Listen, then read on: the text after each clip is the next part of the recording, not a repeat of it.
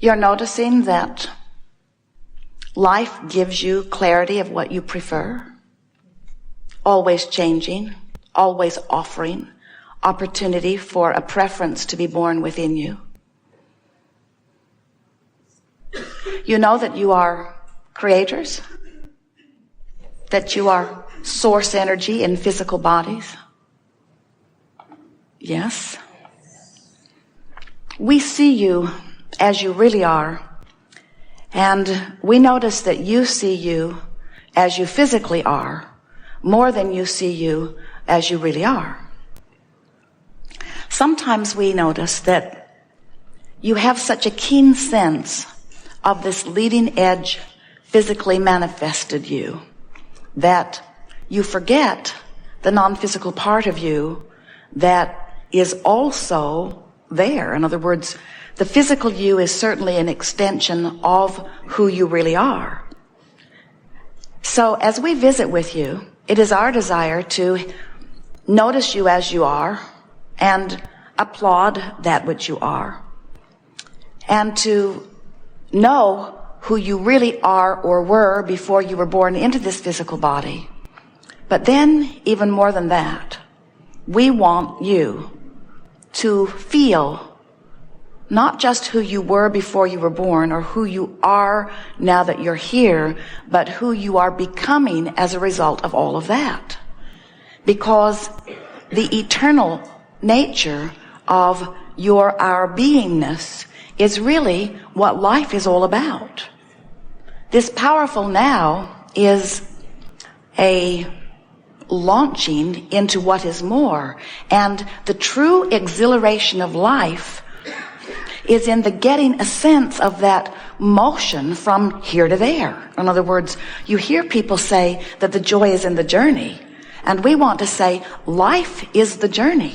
In other words, when you accept yourself as the continuum of spirit that you are, and you recognize that you were not sent here to catch up with a part of you that's already complete, you are here in the process of that becoming.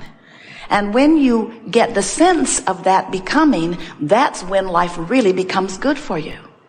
So the way it works is, you came forth, you brought your consciousness into this personality being that you know as you. And as you emerged into this physical body, into this wonderful variety and contrast, you knew that this variety would cause you to personally focus your personal, did we say personal? Did we say it enough that you can hear it? Your personal point of view preferences. And it was so known by you that this environment would inspire those preferences, and it was so known by you that when those preferences were born within you, that source that was you before you were born and is you now that you are born and is you as you are becoming, that source would immediately become one with that new idea or that new desire or that new preference or that new dream that was born out of what you were living.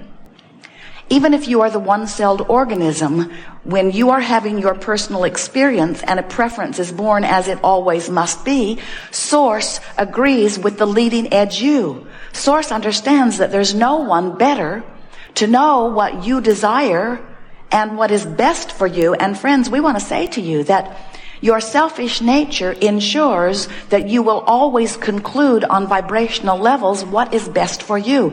And when that happens, Source says, you should know we're with you. If you've been listening to us for a while, you may have heard us say that in this continuum of creation, that there is thought, and then there is thought that is thought upon longer, which becomes a congealed thought that some could call thought form, and some can actually sense it, feel it, see it, hear it. And if that thought is thought upon longer, it becomes manifestation. And everything that you know in your physical time-space reality, these things that you see, these things that you call reality, all of them are just that thought that has been thought upon until it has been agreed upon by more, until it becomes that which you interpret through your physical senses as reality. So the reason that we give this to you in this way is because we want you to understand that when you're standing in your life experience and the contrast causes a preference to be born within you, that in the moment that that preference is born, all that you would call God or source, that which we call source energy, becomes immediately one with that preference that is born within you. And what that means is every time you've lived anything and every time you've wanted anything, source, the largest part of you, has immediately become it. Become it. In other words, on that vibrational level, in the moment that you conceive it as something that you would prefer, it becomes on that vibrational level. And the energy and resources, the same energy and resources that have put this magnificent time-space reality into beingness, are behind that for you. So we like to say to you that over here in vibrational escrow, lovingly tended to for you by that broader non-physical part of you, is the life experience that you are in the process of making. So recently, Esther had an experience where the variety of her life caused a very clear preference to be born, sort of snuck up on her. She didn't expect it to happen. And it was a big one. And Esther said to Jerry, uh-oh. And he said, what? Esther said, you know, there's no turning back from this. Once life causes this to happen, a large part of you has already become that. And you, if you are to remain in alignment with who you really are, you must come up to speed with that. In other words, if there is a gap between what life has caused you to become and what you are allowing yourself to become, you don't feel so good. And that, friends, is why we call this the art of allowing. The art of allowing yourself to be all that you have already vibrationally become because of what you're living. For example, you have an experience with someone, never mind how they got there for now.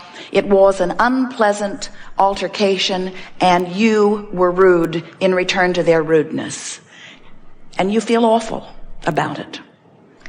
Well, what happened was the experience caused you, as you were having exposure to someone who clearly wasn't tuned in, tapped in, turned on, who clearly wasn't having a good moment, who clearly wasn't in love with life, you got the full brunt of whatever they were living and in your knee-jerk response gave it right back. Now, you couldn't give it back if it wasn't already active in your vibration. So this experience caused you to behave in a way that's not what you would behave if you were really thinking about what you were doing.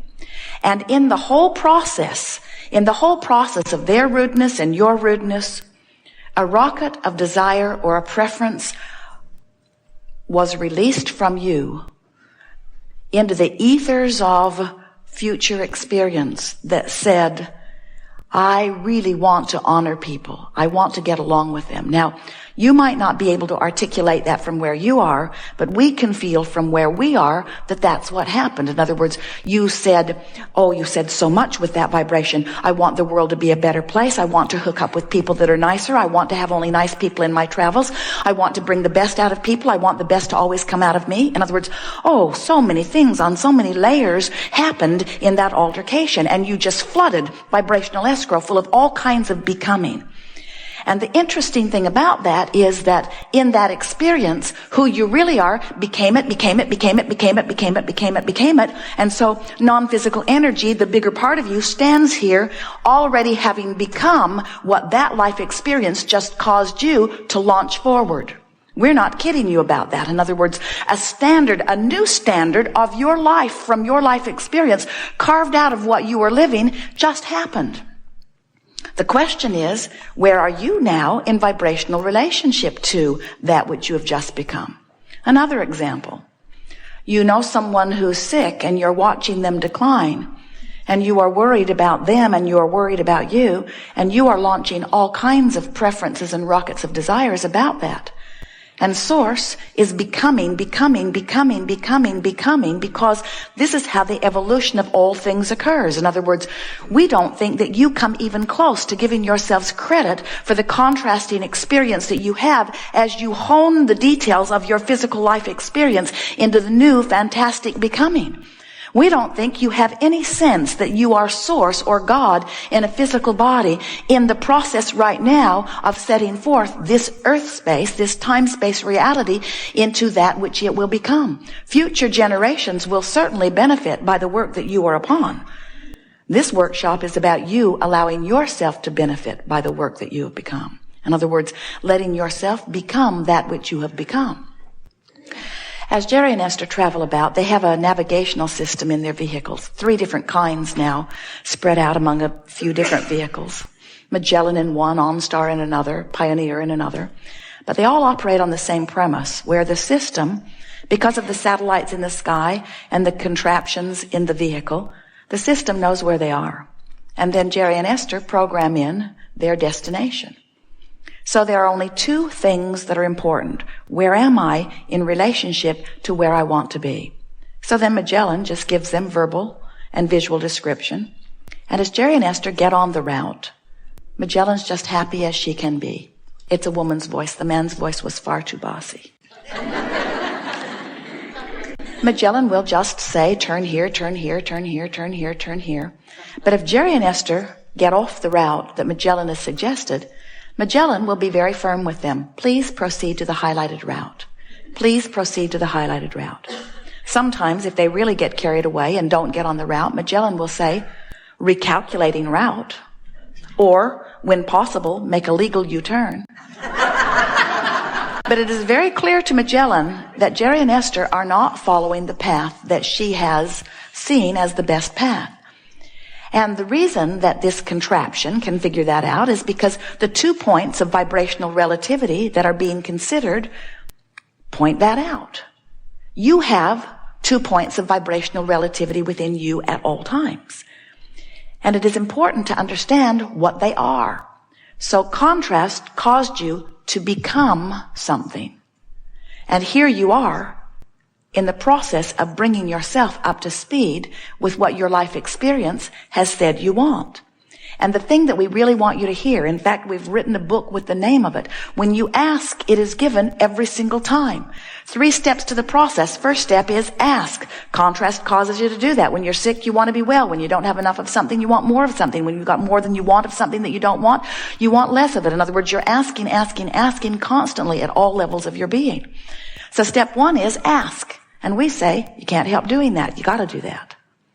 Step 2 is not your work. Source will answer what you are asking. And that's this thing that we're talking about here. When you ask, Source becomes it now. Step 3 is you've got to bring yourself up to speed with what you're asking for.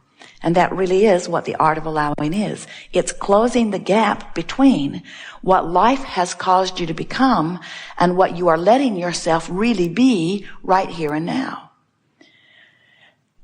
Now, the reason that this is so important is because your emotions, which are your guidance system, are all about this, all about these 2 points of vibrational relativity. If you have become more than you are allowing yourself to be, you don't feel so good. As you get up to speed with what you really are, you feel wonderful. So before you were born into this physical body, when you were just this non-physical energy, you were one powerful stream of pure positive energy. That's who you are. Then you were born into this physical body, and so you are this non-physical stream of pure positive energy, and now you are born immediately. There is a vibrational spread within you, because as you begin to observe or take on the characteristics of your physical time-space reality, you're not as pure positive energy as you were. So here you are, this new baby, you're born, you cry.